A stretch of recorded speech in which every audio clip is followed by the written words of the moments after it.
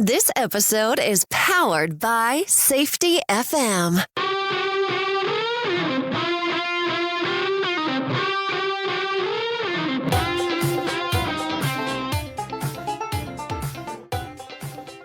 The Crucial Talks podcast with your host, Mike Sadam. Hello, everyone. We're getting close to Thanksgiving.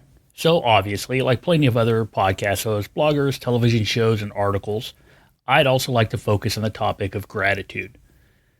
I've fallen into a trap that I think a lot of people fall into.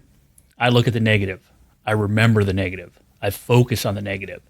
I let the negative drive my emotions and decision making.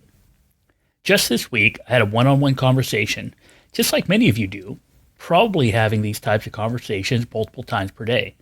Something was brought up that triggered me. It made me remember something that had happened years ago, and I could feel myself getting upset over it. I think this happens to a lot of people.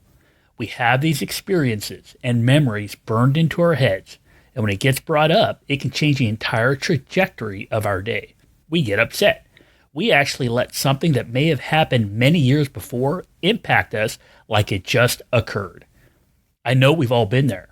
We've all been there because we tend to remember stories that focus on things that have gone wrong.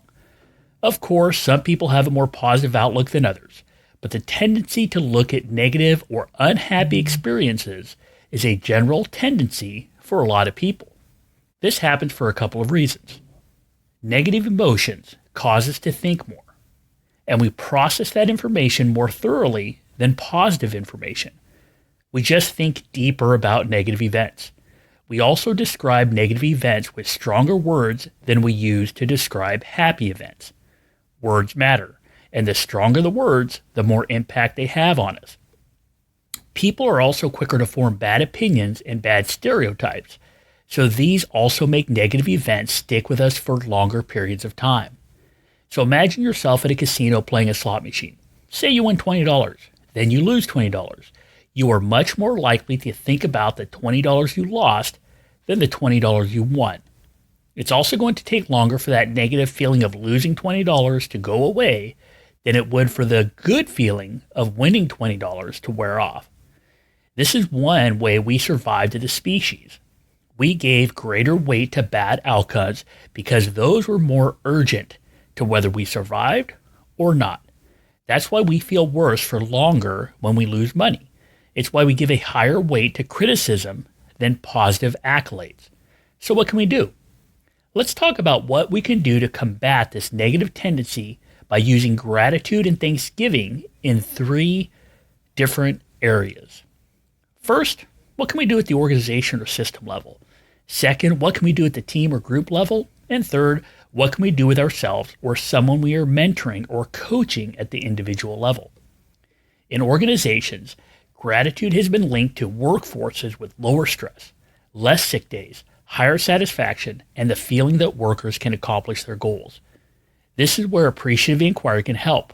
We want to see the positives in our organizations. We want to understand what we are doing well. We want to see how we are succeeding. This type of thinking can create a grateful workplace where people are acknowledging and appreciating the positives. With gratitude in organizations, we see people that want to come to work, where they feel valued and not like a cog in a machine. Not surprisingly, this can also lead to retention of employees, but it can also improve the recruitment of employees since people want to be part of positive work environments. So what do? We can use intrinsic rewards to give people purpose and a feeling of belonging. This means we align our rewards with the values of the organization. We can also lead by example. Those in leadership positions need to show gratitude. Now, not only does gratitude help in organizations and at the system level, gratitude in teams can also have a significant return on investment. Because of the power of small groups and the way people are programmed to work in tribes, I think gratitude in teams is one of the most powerful ways to have a positive impact. Gratitude in teams can help everyone relate to each other better, which improves communication and cooperation. Gratitude can also improve positive feelings on a team.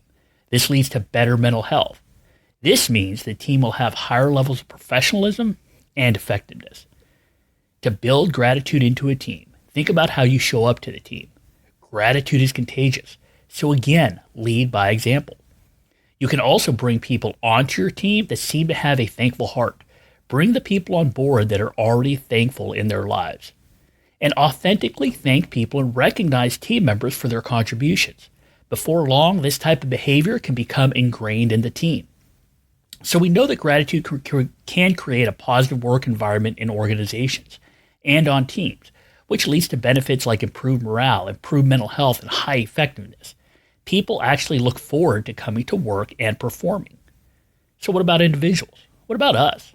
What about someone we may be coaching, leading, or in the case of families, raising? At the individual level, gratitude can be an important way to control our own lives, which really is the only real control we have in the world. Now, there was a study where one group wrote down things that bothered them or upset them.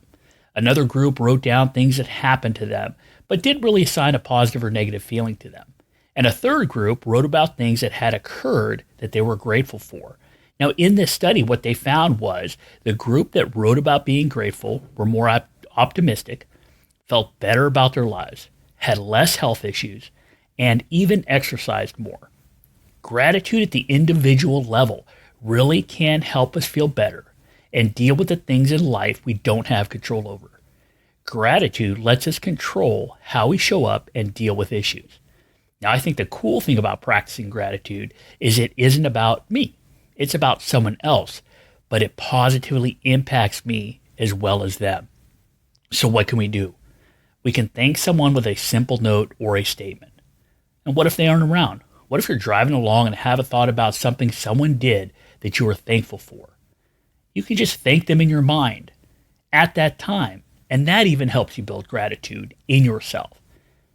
You can also use mindfulness practices like praying or meditating on things that you are thankful for, things that are going well, or things that are providing you with opportunities to experience life.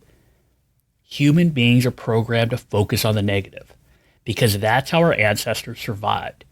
You didn't want to be walking around hunting and gathering, looking at the beautiful rainbow in the sky when some saber-toothed tiger was sneaking up behind you. We need to recognize that we are programmed to enhance and notice the negative, but we can also recognize the gratitude and fostering of a culture of gratitude in our organizations, on our teams, and in our own lives can help us build morale, be healthier, and be more productive. Remember that gratitude turns what we have into enough. Thank you for listening to the Crucial Talks podcast. If you need anything from me, please visit www.crucialtalks.com. Have a great week and a wonderful Thanksgiving. And remember, if we want to understand behavior, we need to understand what drives people. Please review, share, and subscribe to the Crucial Talks podcast. Visit crucialtalks.com.